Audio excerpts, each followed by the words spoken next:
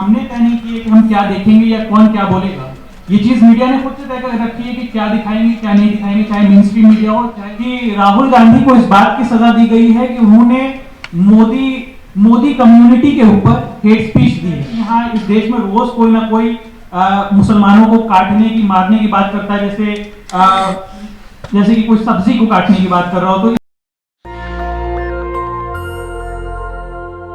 कई सारे लोग ऐसे हैं इस देश में, कई तबके ऐसे हैं समाज में जो दरअसल वॉइसलेस शब्द ही खुद में गलत है। शायद वो डेलिबरेटली अनहर्ड हैं, उनको सुना नहीं जा रहा है या फिर उनकी आवाज को दबा दिया गया है। तो ऐसा नहीं है कि देश में ऐसे लोग हैं जिनके जो बोल नहीं सकते हैं। बोल हर समाज सकता है, हर समाज का हर तबका बोल सकता है।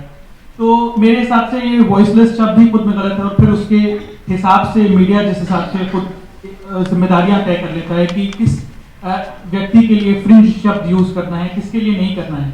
या आप देख रहे हैं कि कैसे रोज अमृतपाल पंजाब का एक फ्रिंज गैंगस्टर टाइप का व्यक्ति था जिसकी रोज मीडिया में इस तरीके से तस्वीर जारी की जाती है कि कभी छाते के साथ, कभी स्कूटर पर, तो कभी कार में बैठा हुआ उसको दिखा देते हैं। और आप जानते हैं इससे 1 महीने पहले हरियाणा में एक घटना हुई थी जिसमें 2 लोगों को जलाकर मार दिया गया।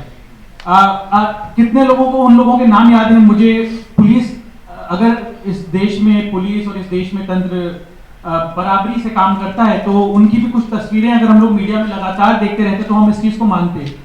मुझे ये चीज लगती है कि हम लोग खुद से कई चीजें तय कर देते हैं कि किस चीज के बारे में, और इस वजह से जो एक्टिविस्ट का टैग लगता है लोगों पर, आप कई बातें जो आपने अपने हिसाब से तय कर रखी हैं कि ये बातें बोली ही नहीं जाएंगी समाज में। मुझे याद है कि जिस वक्त हम लोग धर्म संसद पर 2021 दिसंबर में वो धर्म संसद हुई थी जिसमें खुलेआम बिना बेझिझक ये बात बोली गई थी कि किसको काटना है, किसको मारना है। और जब वो वीडियोस वायरल होना शुरू हुई तो बहुत सारे लोगों ने ये बात बोलना शुरू की कि इनको दिखाओ मत, हमसे देखा नहीं जाता है। और ये चीज हमें तय करना, ये चीज हमने तय नहीं की है कि हम क्या देखेंगे या कौन क्या बोलेगा। ये चीज मीडिया ने खुद से तय कर रखी है कि क्या दिखाएंगे क्या नहीं दिखाएंगे, चाहे मेन स्ट्रीम मीडिया हो चाहे वही लोग जो अल्टरनेटिव मीडिया में आ गए। आपने मनीष कश्यप का नाम लिया। मनीष कश्यप से पहले कई लोग यूट्यूब पे आए और वो काफी प्रोग्रेसिव लोग हैं। उन्होंने भी अपने हिसाब से कई सारी चीजें तय कर ली और कई सारी चीजें बोलना एक लकीर, इस लकीर के हिसाब से ये कहा गया कि भाई हम फला मसले पर बात करेंगे, हम बात करेंगे आज तेल 1 रुपए महंगा हो गया है। तो फिर अगर कुछ लोग उससे हटकर कुछ बात करने लगते हैं तो ये कहा जाता है कि भाई आपकी बात से पोलराइजेशन हो रहा है। फिर आप जो पूरा मशीनरी है जो लाखों करोड़ों रुपए लगाकर खर्च करके खड़ा किया गया वो क्या काम कर रहा है? हम एक ट्वीट कर दे रहे हैं या फिर एक आर्टिकल लिख दे रहे हैं, उससे पोलराइजेशन हो जा रहा है। और उन्होंने जो इतना पैसा खर्च करके इतना बड़ा तंत्र खड़ा किया है वो तो फिर फेल है। फिर हम ही को पैसे दे दें और हम ही पोलराइज कर दिया करें समाज को। तो ये अल्टरनेटिव मीडिया में आप कहते हैं कि मेन स्ट्रीम मीडिया का रिफ्लेक्शन दिख रहा है। मुझे याद है दिसंबर में हमने एक आर्टिकल लिखा था कैरावान में, लगभग 10,000 शब्दों का था, तो बहुत लंबा था। मेरे दोस्त हैं नील माधव, उनके साथ मिलकर आप अगर पालिका बाजार जाएंगे, पालिका बाजार मेट्रो के गेट नंबर 6 पर, और ये दिल्ली में ही मैं बता रहा हूँ, इस वक्त वहां पर कम से कम 10 से 15 यूट्यूब चैनल होंगे जो कि दिल्ली बीजेपी का मीडिया हैंडल खोलेगा। ट्विटर पे जाकर आप देख सकते हैं कि वो वीडियोस, उन्हीं की बनाई गई वीडियोस पोस्ट करते हैं। वो स्क्रिप्टेड वीडियोस होते हैं जो कभी कोई आदमी किसान बनकर, कभी कोई डॉक्टर बनकर, कभी कुछ भी बनकर आ जाता है। और वही वीडियोस में वो बहुत ही भड़काऊ उत्तेजक बातें करते हैं जो कि व्हाट्सएप पर फैला दी जाती हैं। तो अल्टरनेटिव मीडिया में ये चीज आएगी। आप इसको इस तरीके से समझ सकते हैं कि मेन स्ट्रीम मीडिया में अभी भी एक तरीके की आपको नजाकत रखना है, आपको भाईजान बोलना है, आपको मौलाना शब्द यूज करना है। लेकिन जो गालियां हैं उसके लिए एक नया तरीके का यूट्यूब का इकोसिस्टम खड़ा किया गया है जिसमें खुलकर जो बातें बोलनी होती हैं। आप यति नरसिंहानंद जैसे व्यक्ति को आप जी न्यूज पर या रिपब्लिक टीवी पर नहीं आप बुला सकते हैं जिस तरीके से उसको समाज देखता है। तो उसके लिए वो यूट्यूब इकोसिस्टम है जिसमें वो आकर वही बात करेगा जो उसको बोलना है।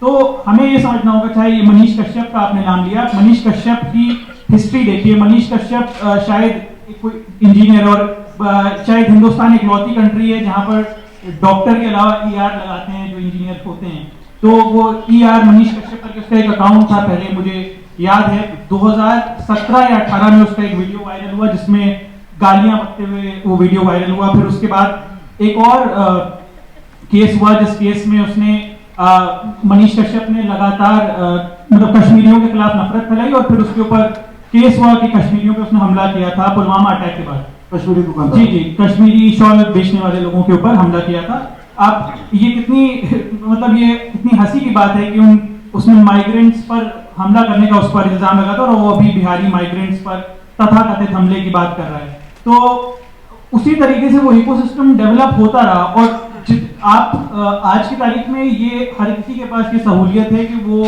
जिस तरीके से YouTube या ऑल्टरनेटिव मीडिया स्पेस में बोलना चाहे वो बोल सकता है। और ये डिवीजन ऑफ लेबर आपको समझना पड़ेगा। आप गोदी मीडिया वर्ड यूज करते हैं तो वो गोदी मीडिया स्पेसिफिकली जो रवीश कुमार ने शायद वो शब्द दिया था वो टेलीविजन तक महदूद है, उस तक लिमिटेड है। लेकिन उससे बड़ा एक इकोसिस्टम है जो कि एग्जिस्ट करता है यूट्यूब पर, जो कि एग्जिस्ट करता है ये सारे व्हाट्सएप के ग्रुप्स पर, और वो कंटेंट बनाता है जो कि आप आमतौर पर शेयर नहीं कर सकते हैं। कि राहुल गांधी को इस बात की सजा दी गई है कि उन्होंने मोदी कम्युनिटी के ऊपर हेट स्पीच दी है। ये मुझे मतलब सुनकर इतनी हंसी आई कि यहाँ इस देश में रोज कोई ना कोई मुसलमानों को काटने की मारने की बात करता है, जैसे कि कोई सब्जी को काटने की बात कर रहा हो, तो इस तरीके से वो बात करते हैं। और ये मोदी कम्युनिटी के खिलाफ हेट स्पीच है, इस बात को जोर शोर से प्रसारित किया जा रहा है। तो वो इकोसिस्टम क्रिएट होगा और वो इस चीज का भी एक तरीके से प्रूफ है कि ये कितना बड़ा, ये खुद में ये जो पूरा मूवमेंट है ये कितना बड़ा हो चुका है। क्योंकि उसमें हम लोग जब भी देखते हैं इस मूवमेंट को तो हम लोग सोचते हैं एक मोनोलिथ है, इनके बीच में खुद में कोई कॉन्वर्सेशन नहीं है। हम अभी मेड्यूसा मजाक में ये बात कह रही थी कि वो लोग सोच नहीं पाते हैं या उनकी IQ कम है। मुझे इस चीज से थोड़ा परहेज है। मुझे लगता है कि उनमें से कई सारे ऐसे लोग हैं जो अच्छे से समझते हैं कि वो क्या कर रहे हैं और खासतौर पर जो टेलीविजन स्पेसेस में वो अच्छे से जानते हैं।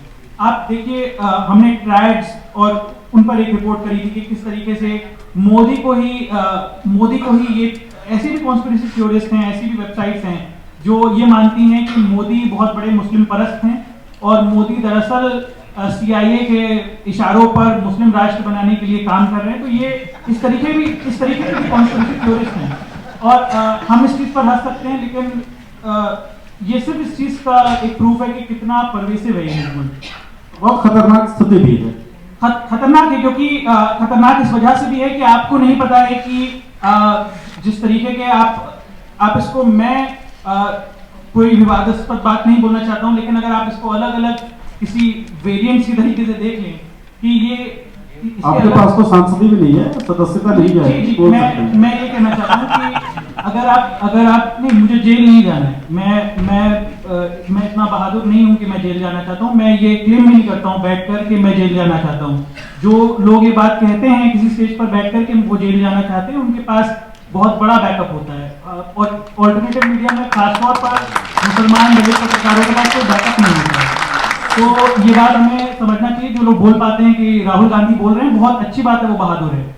बहादुर होना भी बहुत लोग बहादुर होना अफोर्ड नहीं कर सकते हैं इस देश में। तो ये बात भी आप याद रखें। नेशनल दस्तक की आपसे गुजारिश है कि अगर इसको बचाना चाहते हैं तो नेशनल दस्तक को सब्सक्राइब करने के लिए रेड कलर के सब्सक्राइब बटन को दबाएं, फिर बेल आइकन की घंटी दबाएं। नेशनल दस्तक को बचाने के लिए बहुत जरूरी है कि हर खबर को शेयर करें, लाइक करें, कमेंट जरूर करें।